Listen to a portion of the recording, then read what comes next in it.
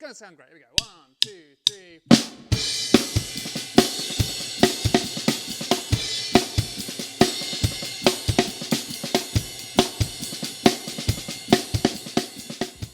Hey drummers, how's it going? I hope you're staying fit and healthy. For this week's lesson, we're going to focus primarily on ghost notes. We've got a cool little groove. It sounds really nice, but it's going to get your left hand working a lot, sort of dancing on top of the snare, sort of like transitioning between ghost notes and accents. It's got quite a cool little sort of like pattern between the kick, the snare and the hi-hat. You can play it on the ride, sounds pretty good there. Got a drum and bass sort of vibe, but we're not going to play at the same sort of speed. Sits quite nicely at about 140 because your left hand is going to be very busy, and if you can take a few little patterns from this and then sort of utilise them elsewhere when you're playing, then that's mission complete for me.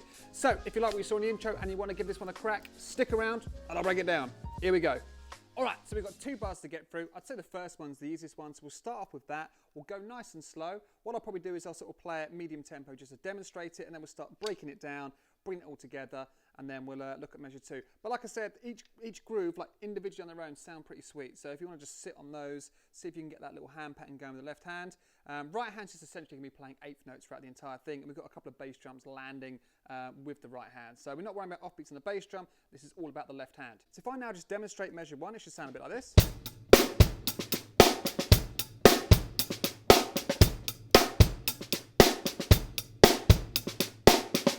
In terms of technique, all that's happening is if I'm doing an accent, I'm going to catch the rhythm. That's what I'm aiming for because it's less effort and you get a nice big crack out the snare. Okay, and that, I'm going to sort of like whip the wrist. Okay, just imagine you've got a little bit of stubborn mashed potato stuck on the end of your spoon. You're trying to flick it off, and it's that same motion that you're going to crack the snare with. And you can sort of, over time, you get that economy of motion where eventually it's just like a little whoop, a little flick, and you're going to get that power from the snare. The ghost notes, however, a little bit different. You sort of like, you're more dropping the stick onto the snare but controlling it. So you're letting the bounce do some work, but a lot of it is just going to be sort of like releasing a little bit of, well, creating a bit of space with your fingers back here and then just dropping and then using your fingers to collect it. Okay, and the idea is to sort of keep the, you know, you don't want to have the stick dropping from anywhere more than a couple of inches above the actual like snare head itself. So let's sort of break down the sticking for measure 1.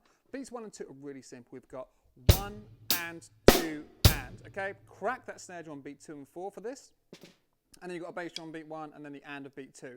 So 1 and 2 and. The second half, beats 3 and 4, is where it gets a little bit trickier. I'll just play it. We've got 3 E and 4 and. So we've still got that crack on beat 4, but everything else is ghosted. So we've got 3 E and, okay, so we're going to get right, left together, then the whip, pop, and then a little double tap afterwards. Da, da. Okay, so it's just a together left towards the end. If we put it together nice and slow, and I'll count it. 1 and 2 and 3 E and 4 and a 1 and 2 and 3 E and 4 and a 1 and 2 and 3 and 4 and a 1 and 2 and 3 and 4 and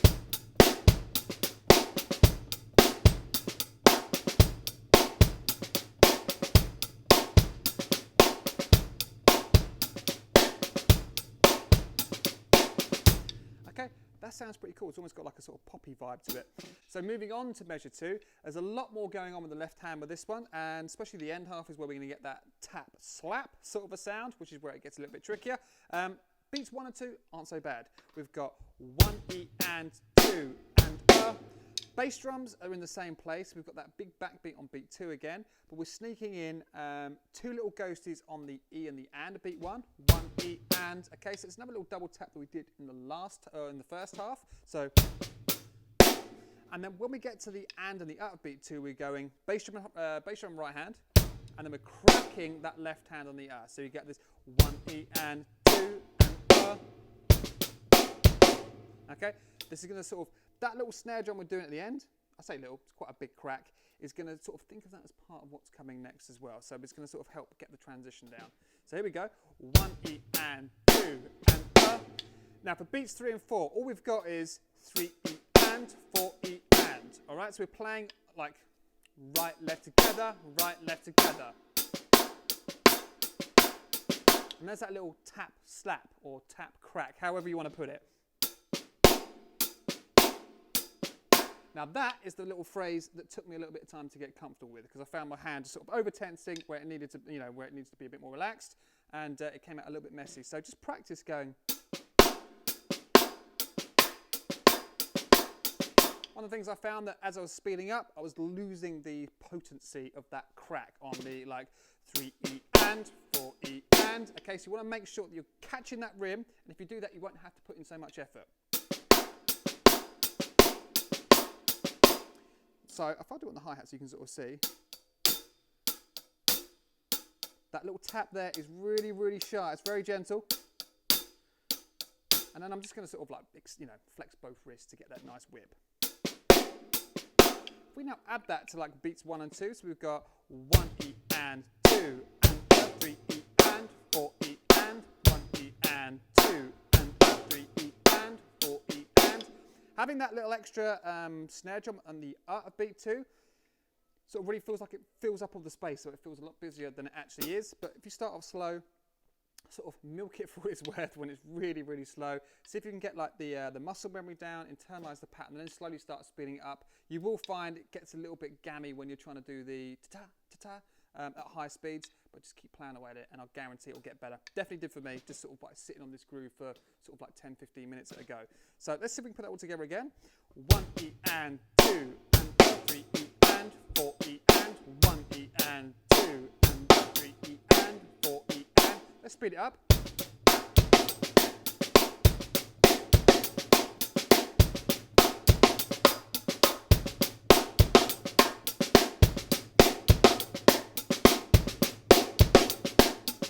All right, your left hand's going to feel it off this one. No two ways about it. And you can hear that. That's where that sort of drum and bassy vibe comes from.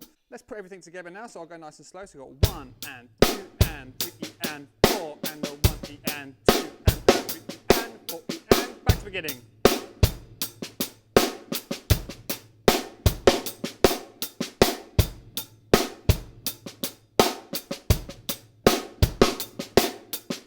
Okay, the main thing you want to be sort of like getting, obviously, other than working on your technique, sound-wise, you want that nice clean contrast between ghost note and crack on the rim. All right, and that's where it's going to start sounding nice and a bit more impactful.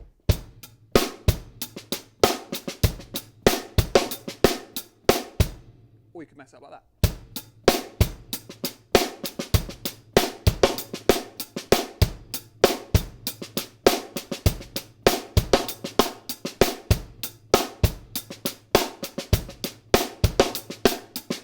Okay, let's move over to the ride cymbal now. It sounds nice here. Let's sort of speed it up a tiny bit.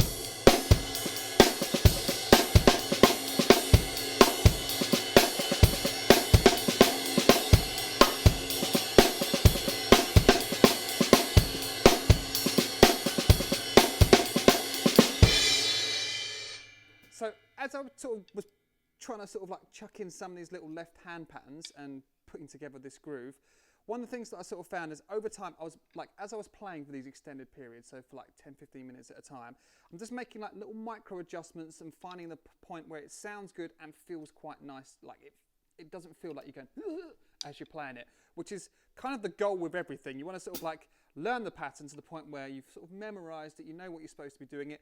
Then you've just got to keep sort of like plowing away at it until it starts to feel good, and then you can sort of, you know, make it a bit more musical.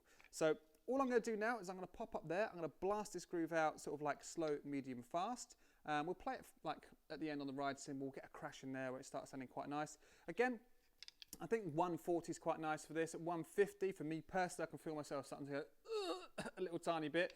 So just find whatever tempo fits, you know, works well with you, and then slowly start working your way up. All right, so all that said, let's pop up there and start smashing it out. Here we go. Let's go really slow. 1, 2, 3, 4.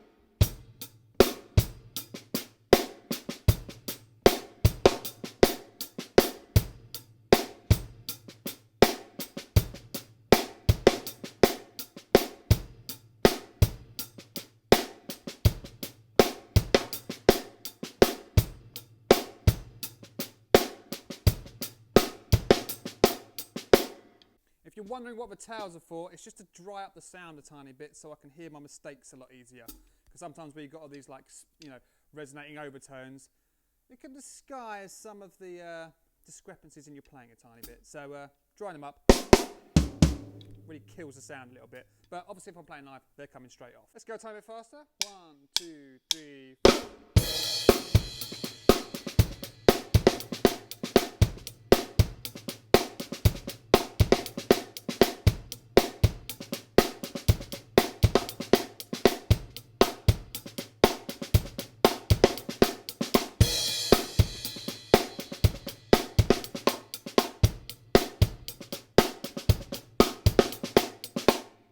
let's chuck over to the ride, get some crashes in there, maybe get the hi-hat going as well, just on the 1, 2, 3, 4. Thrash it up. It's going to sound great. Here we go. 1, 2, 3, 4.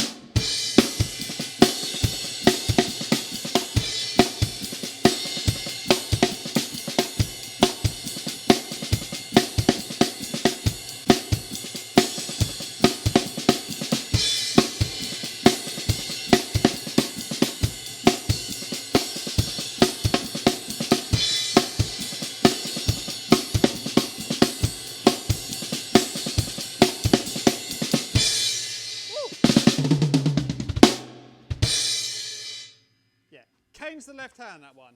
Woo. All right, guys, there it is. I hope you enjoyed that lesson. I've got the sheet music up for this one. You'll find it over on my website. It's a really good exercise, just doing that little demonstration. I can feel it, but if you sort of play for those extended periods of time, like 5, 10, 15 minutes, stick a metronome on, get your headphones in and just sort of settle into it, you'll find that by the end, that left hand's gonna start getting a lot more relaxed. That little transition going from the tap into the crack won't feel so sort of like, you won't have that moment where it feels like it's tensing up. It'll just be like a nice little ta-ta, ta-ta, ta-ta, that nice clean motion.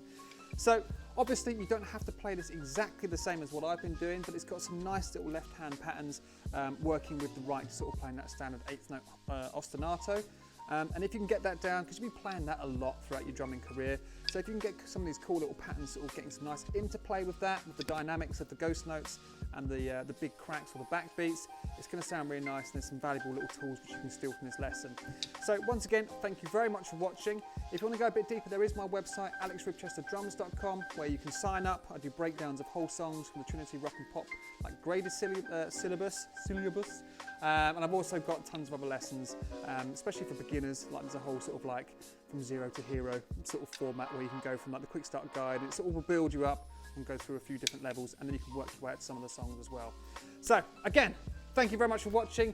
Take care, keep drumming, and I'll see you very soon for some more fun-free drumming ideas. All right, guys, see you later. Bye.